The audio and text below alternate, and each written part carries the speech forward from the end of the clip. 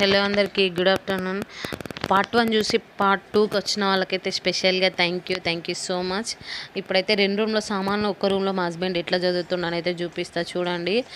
ఎందుకంటే మాకు అసలు ఇది మేము ఉండే రూము ఫస్ట్ రూము, అదే మాకు అచ్చుబాటు అనిపించింది. సెకండ్ రూమ్ మాకు అంత నచ్చలే, అందుకని చెప్పేసి మళ్ళీ ఇందుకే షిఫ్ట్ అయితే మనైతే సామాన్ అయితే చదువుతున్నాం. కానీ అందులో సామాన్ ఇందులో సామాన్ కంబైన్ చేసి ఒక దాంట్లో పెట్టడం అంటే కష్టమే. అందుకని అయితే ఇప్పుడు ఇట్లా పెడుతున్నాను, అది చూపిస్తా చూడండి. నాకైతే ఫుల్ స్టమక్ పెయిన్, అందుకే కూర్చొని మా హస్బెండ్ తోటి అయితే ఇట్లా అని చెప్తున్నా.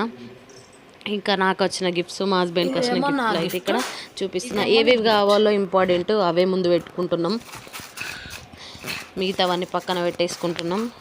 చిన్న కాటన్ బాక్స్లో నేమ్స్ రాసుకొని తొందర దొరకాలని అయితే మా హస్బెండ్ అయితే ప్రిపేర్ చేసిండు ఇట్లా.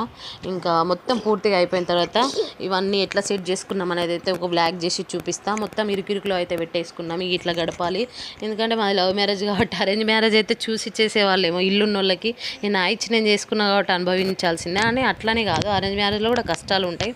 జస్ట్ ఇట్లా చెప్తున్నా, అంటే ఇది కూడా యూజ్ఫుల్లే కదా అని చెప్పేసి. ఓకే ఫ్రెండ్స్, మీకు ఈ వీడియో నచ్చితే కామెంట్ చేయండి, లైక్ చేయండి, షేర్ చేయండి అండ్ సబ్స్క్రైబ్ చేయండి. బాయ్.